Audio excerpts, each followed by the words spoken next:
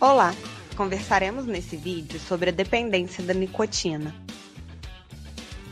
O reconhecimento de que a expansão do tabagismo é um problema mundial fez com que, em 2003, os países membros da ONU propusessem o primeiro Tratado Internacional de Saúde Pública, chamado de Convenção Quadro para o Controle do Tabaco. A Convenção Quadro tem como objetivo reduzir de maneira contínua e substancial a prevalência do consumo e da exposição à fumaça do tabaco. Para isso, propõe medidas a fim de reduzir a demanda e a oferta de produtos do tabaco. São elas: banir a publicidade, a promoção e o patrocínio dos produtos do tabaco, regulamentar a embalagem e a rotulagem dos produtos do tabaco, proteger as políticas públicas da saúde dos interesses comerciais da indústria, adotar medidas de preços e impostos para reduzir a demanda por tabaco, proteger as pessoas contra a exposição à fumaça do tabaco, regulamentar o conteúdo dos produtos do tabaco, regulamentar a divulgação de informações dos produtos do tabaco, advertir a população quanto aos perigos do tabaco, oferecer apoio para as pessoas tratarem a dependência ao tabagismo, controlar o comércio ilícito de produtos do tabaco, banir a venda de tabaco para e por menores e apoiar alternativas economicamente viáveis à cultura do tabaco. O governo brasileiro assinou e ratificou a Convenção Quadro para o Controle do Tabaco em 2005 e, assim, comprometeu-se a implantar suas medidas. A Lei 12.546 de 2011, regulamentada pelo Decreto 8.262 de 2014, estabeleceu o aumento progressivo dos impostos sobre os produtos do tabaco e proibiu a publicidade nos pontos de venda. Determinou também ambientes coletivos totalmente livres da fumaça do tabaco e extinguiu os fumódromos. Além do impedimento de fumar em locais totalmente fechados, em todo o país agora também é proibido fumar em locais parcialmente fechados. Embora a legislação atual proíba a propaganda de produtos de tabaco nos pontos de venda, a exposição dos maços de cigarro ainda é permitida. Cada vez mais elaboradas e sofisticadas, as embalagens de cigarro são posicionadas em locais de grande visibilidade nos pontos de venda, em geral próximos a chicletes, balas e chocolates, sendo atrativas ao público jovem. Colocar as embalagens em locais não visíveis e adotar maços padronizados protegeria as crianças e os adolescentes do marketing da indústria do tabaco. A Política Nacional de Controle do Tabaco, que orienta o Brasil no cumprimento das medidas e diretrizes da Convenção Quadro, é desenvolvida por vários ministérios e secretarias do governo federal. O Programa Nacional de Controle do Tabagismo faz parte da Política Nacional de Controle do Tabaco e articula a Rede de Tratamento de Tabagismo no SUS, o Programa Saber Saúde, as campanhas e outras ações educativas, além da promoção de ambientes livres. O Instituto Nacional de Câncer é o órgão do Ministério da Saúde que coordena o Programa Nacional de Controle do Tabagismo. O objetivo geral do programa é reduzir a prevalência de fumantes e a mortalidade relacionada ao tabagismo no Brasil. Atualmente, o programa está implantado nos 26 estados da Federação e no Distrito Federal, sendo que as coordenações estaduais descentralizam as ações para os municípios. Ao ingressarem no programa de tratamento do tabagismo, os gestores e suas equipes assumem o compromisso de organização e implantação das ações para o cuidado da pessoa tabagista.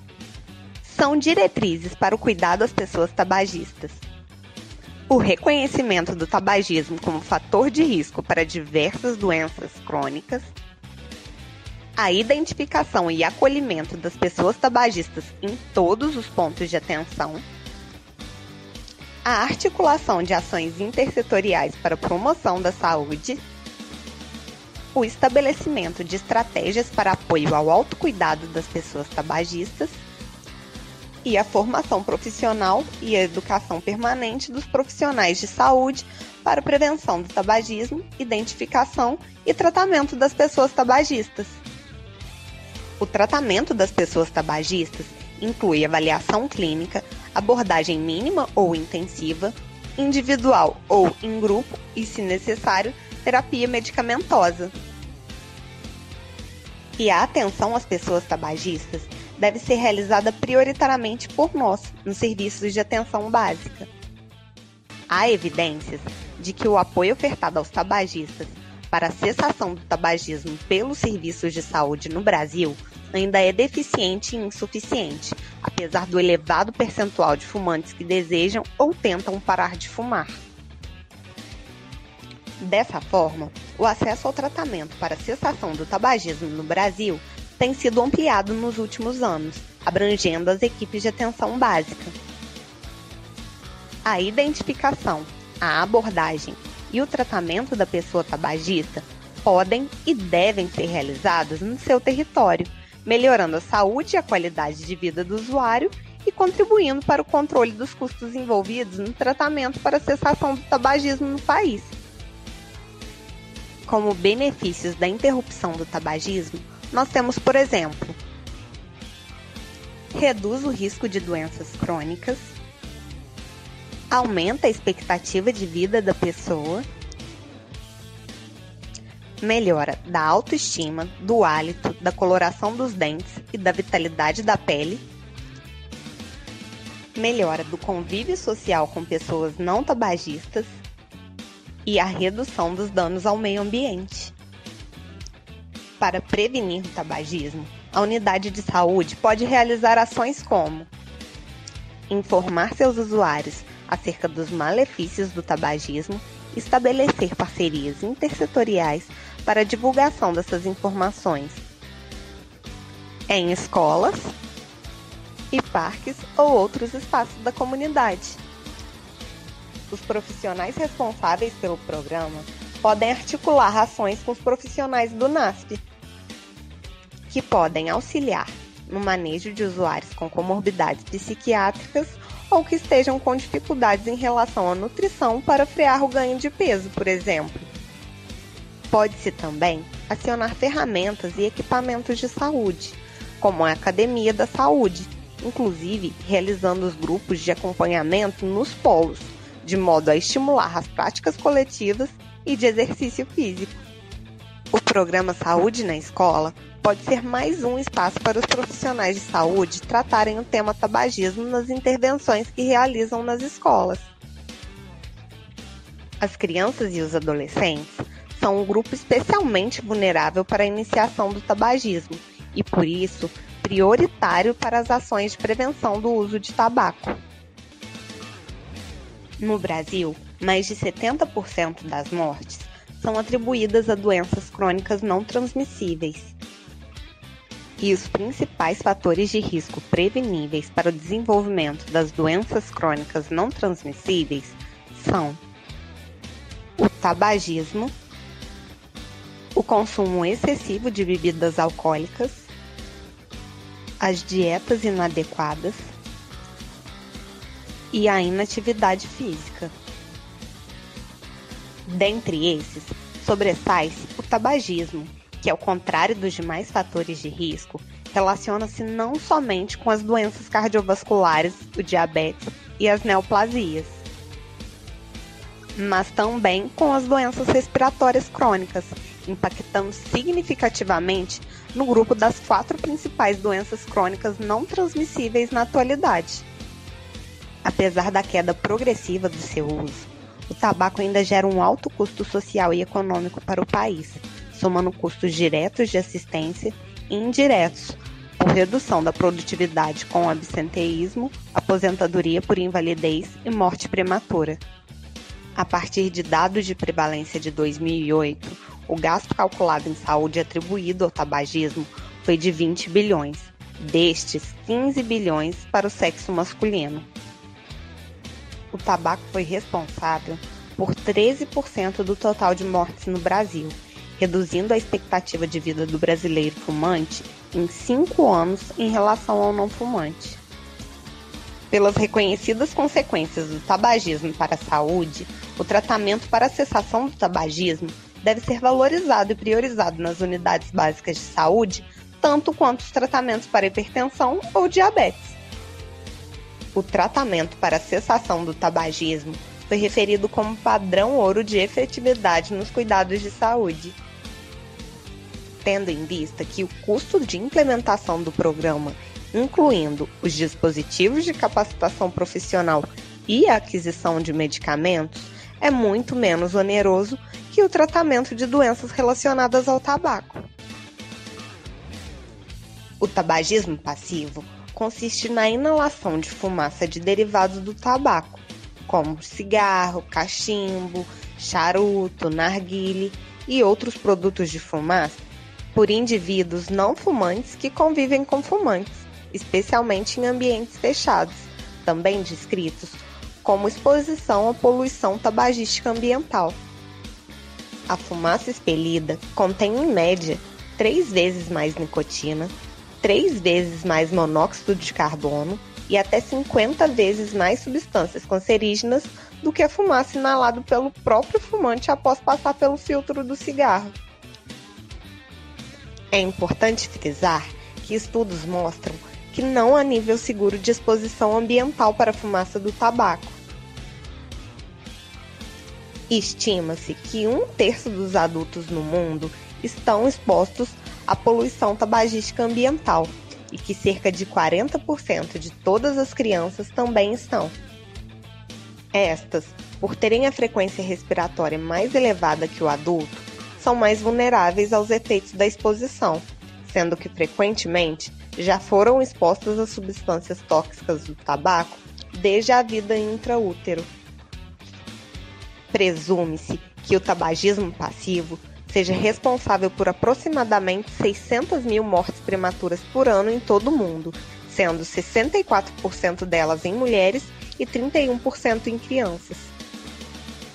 Recomenda-se que, pelo risco que oferece à saúde do indivíduo, o tabagismo passivo seja frequentemente indagado aos usuários dos serviços de saúde, tanto quanto o tabagismo ativo, incluindo também as crianças, podendo constituir-se como uma importante estratégia de identificação de fumantes e motivação destes para o abandono do tabaco. Neste quadro, vocês podem ver os efeitos imediatos e os efeitos de longo prazo do fumo passivo. Recomendo que pausem o vídeo para que possam fazer a leitura. A nicotina é considerada uma droga psicoativa estimulante do sistema nervoso central, uma vez que é capaz de alterá-lo, provocando mudanças no humor, na percepção, no estado emocional, no comportamento e na aprendizagem.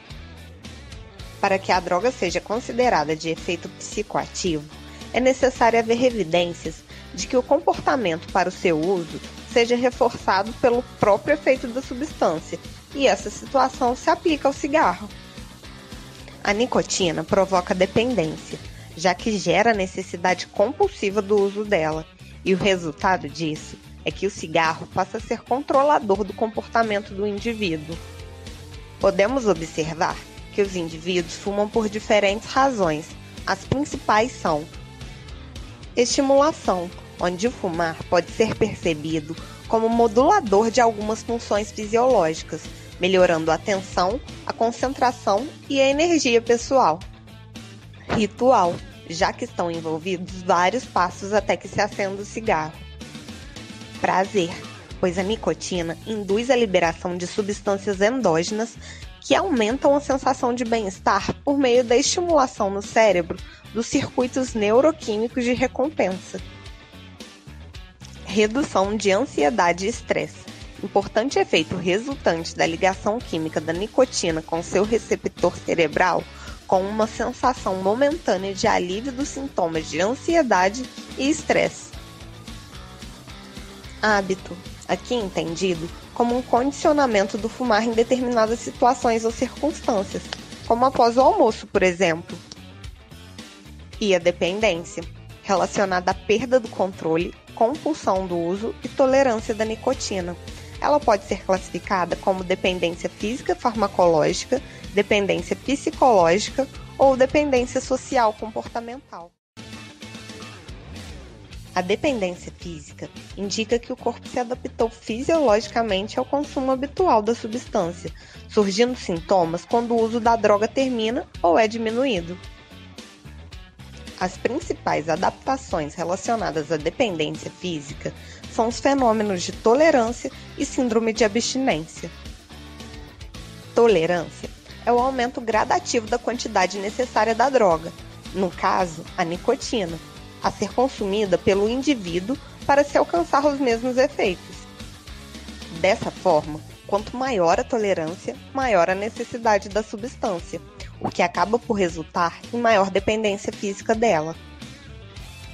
A síndrome de abstinência, também chamada de sintomas de abstinência, refere-se ao surgimento de sinais e sintomas fisiológicos a partir da supressão do efeito da droga, consequente à redução dos estímulos do sistema nervoso central e que, geralmente, desaparecem rapidamente após o consumo da droga, no caso, o cigarro fumado. Os principais sintomas de abstinência à nicotina são forte desejo de fumar, inquietação, transpiração súbita ou excessiva, alterações do sono, como a insônia, sensação de tristeza, depressão, ansiedade, irritabilidade, agressividade, dificuldade de concentração, dor de cabeça, tontura e constipação intestinal. A tolerância e a síndrome de abstinência levam o indivíduo ao consumo mais frequente e intenso de drogas, o que resulta em perda ou dificuldade do controle do seu consumo. Ainda que consciente dos problemas interpessoais ou de saúde advindos do comportamento, definindo a compulsão. Compõe-se assim a tríade da dependência física, tolerância, sintomas de abstinência e compulsão. A dependência psicológica consiste na ideação que a pessoa desenvolve quanto à necessidade da substância para se alcançar um equilíbrio ou percepção de bem-estar e, portanto, desempenha papel importante na manutenção do tabagismo.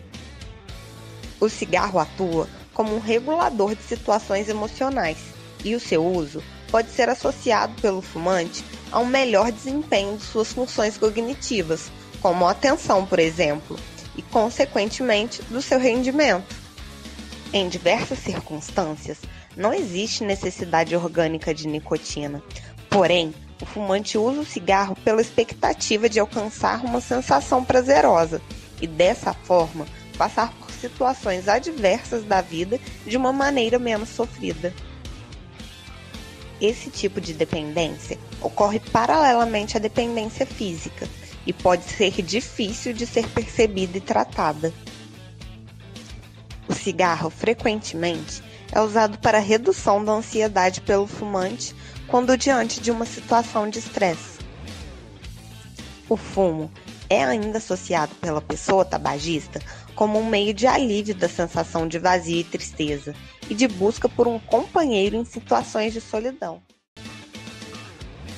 A dependência comportamental se caracteriza pela compulsividade na busca e no consumo da substância, no caso, a nicotina, a fim de evitar estados disfóricos. O dependente de nicotina começa a associar rumores, situações ou fatores ambientais específicos aos efeitos reforçadores da droga. Este é um aspecto de extrema importância na abordagem da cessação do tabagismo, já que pode, com frequência, acometer e acarretar a recidiva do uso da droga após um período de abstinência. Pela teoria comportamental da dependência, o ato de fumar pode ser mantido especialmente pelo condicionamento, quando a associação do fumar após eventos específicos faz com que estes eventos se tornem fortes estímulos para a manutenção do hábito. Assim, o fumante passa a buscar o cigarro em algumas situações condicionadas, referidas como gatilhos. São situações frequentes de gatilhos para o ato de fumar. Atividades intelectuais como o uso do computador, consumo de café ou de bebidas alcoólicas, relação sexual, ir ao banheiro, dirigir, refeições e usar o telefone. Na avaliação da pessoa tabagista, o primeiro passo é saber quem são os tabagistas na população adstrita ao UBS. Esse reconhecimento pode ocorrer por meio do preenchimento da ficha de cadastro individual no módulo CDS do SUS-AB ou durante qualquer atendimento na UBS. É essencial que o profissional de saúde dialogue com o usuário, estimulando-o a pensar sobre seu consumo de cigarro. Pode-se incluir perguntas simples acerca do tabagismo no acolhimento ou na visita domiciliar, em especial as perguntas como: você fuma? Quantos cigarros você fuma por dia? E alguma vez você já tentou parar de fumar? São essas abordagens iniciais que aproximam o usuário das equipes, facilitando também a procura por tratamento. No segundo momento, fazemos a estratificação, verificando quem são os fumantes que não desejam parar de fumar e quem são os fumantes dispostos a parar de fumar ou iniciar alguma forma de tratamento para cessação. Para aqueles que não desejarem cessar o uso do tabaco, é essencial que o profissional de saúde os orientem acerca dos malefícios do tabagismo, dos tipos de tratamento disponíveis para a cessação do tabagismo, da disponibilidade de tratamento nas unidades básicas e os fluxos que os usuários devem seguir para iniciar. Uma abordagem com vistas à redução de danos pode ser utilizada, desde que não encarada como uma meta final, mas como uma possível estratégia para a cessação definitiva. Lembre-se que a redução do número de cigarros não reduz o risco de doenças relacionadas ao tabaco. Além disso, faz-se necessário realizar um acompanhamento periódico desses usuários, visando monitorar a questão do tabagismo, reavaliando o grau de motivação para a cessação, que pode se alterar ao longo do tempo, sempre ofertando a possibilidade de tratamento. Para os usuários que desejarem cessar o uso do tabaco, antes de se iniciar o tratamento, é essencial esclarecê-los quanto aos tipos de tratamento que estão disponíveis, avaliando também suas possibilidades singulares de participação nas atividades oferecidas pela equipe de saúde. Mesmo o usuário que deseja cessar o tabagismo pode necessitar de estratégias de motivação, sendo indispensável uma avaliação individual para se identificar o nível de dependência, o grau de motivação e a história pregressa da pessoa, situando o tabagismo na integralidade do sujeito. Vemos nesse quadro uma proposta de fluxo de identificação e abordagem do tabagista no território. Oriento que pausem o vídeo e façam a leitura. A dependência à nicotina pode ser avaliada de forma qualitativa e quantitativa. A avaliação quantitativa ocorre por meio de perguntas fechadas padronizadas ao tabagista, visando reconhecer os sintomas da dependência física e sua intensidade. Já a avaliação qualitativa, reconhecendo os componentes psicológico e social da dependência, objetiva conhecer as razões e as situações que levam um tabagista a fumar. O principal instrumento para a avaliação quantitativa da pessoa tabagista é o questionário de tolerância de Fagerstrom. Este instrumento fornece uma medida quantitativa de 0 a 10 pontos que avalia o grau de dependência física à nicotina. O questionário de Fagerstrom é amplamente usado devido ao seu fácil entendimento e rápida aplicação, podendo ser aproveitado por qualquer membro da equipe de saúde. O instrumento auxilia o profissional nas primeiras abordagens frente à questão do tabagismo com o usuário, de modo a provocar uma reflexão acerca do processo de dependência e da possibilidade de se procurar o tratamento. Orienta a leitura do questionário e como interpretar seus resultados.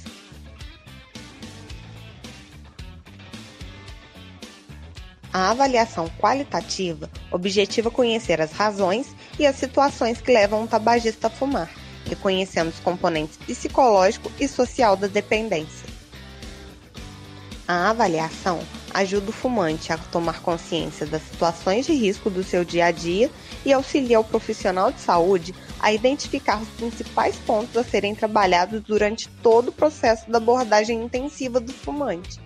A principal escala usada para essa avaliação é a escala de razões para fumar modificada. Este instrumento pode ser usado na primeira abordagem e também como instrumento de acompanhamento do processo do usuário após algumas intervenções. É uma escala de rápida aplicação e deve ser aplicada de forma complementar ao questionário de tolerância de Fagerstrom. Neste quadro, vemos as afirmações que devem ser respondidas como nunca, raramente, às vezes, frequentemente ou sempre. Neste quadro, vemos com quais fatores as afirmações se relacionam. Vemos também como calcular o resultado da escala. E, por fim, neste quadro, entendemos o resultado obtido. A motivação do fumante é um fator essencial de se trabalhar no processo de cessação do uso do tabaco e, contraditoriamente, um dos principais obstáculos para a equipe de saúde. Pois a intenção de parar de fumar pode oscilar ao longo do tempo, a depender do contexto em que o tabagista se encontre. Baseado nisso, Prochaska, Di Clemente e Norcross desenvolveram um modelo de avaliação do grau de motivação para a mudança, descrevendo etapas que podem ser identificadas no discurso da pessoa quando indagada acerca de sua vontade de mudança de hábito e de seus planos para buscar o tratamento. Cabe ao profissional identificar quais elementos que mais surgem na fala da pessoa e aplicá-los a um dos 6 estágios. O primeiro estágio é o pré-contemplativo. Nele, o usuário não considera a possibilidade de mudar nem se preocupa com a questão. O segundo estágio é o de contemplação. Nele, o usuário admite o problema, é ambivalente e considera adotar mudanças eventualmente. O terceiro estágio é o de preparação. Nele, o usuário inicia algumas mudanças, planeja, cria condições para mudar, revisa tentativas passadas. O quarto estágio é o de ação. Nele, o usuário implementa mudanças ambientais e comportamentais, tempo de execução e energia na execução da mudança. O quinto estágio é o de manutenção.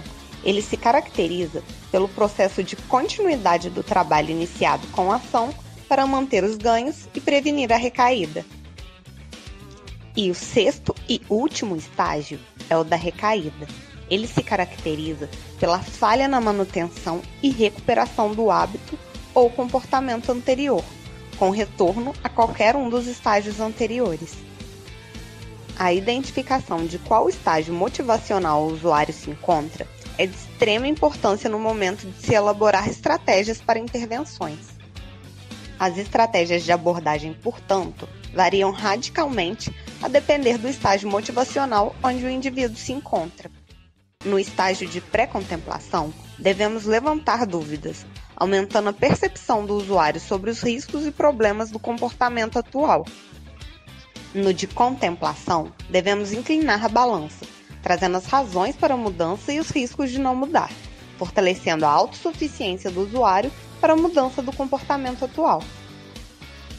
No de preparação, devemos ajudar o usuário a determinar a melhor linha de ação a ser seguida na busca da mudança.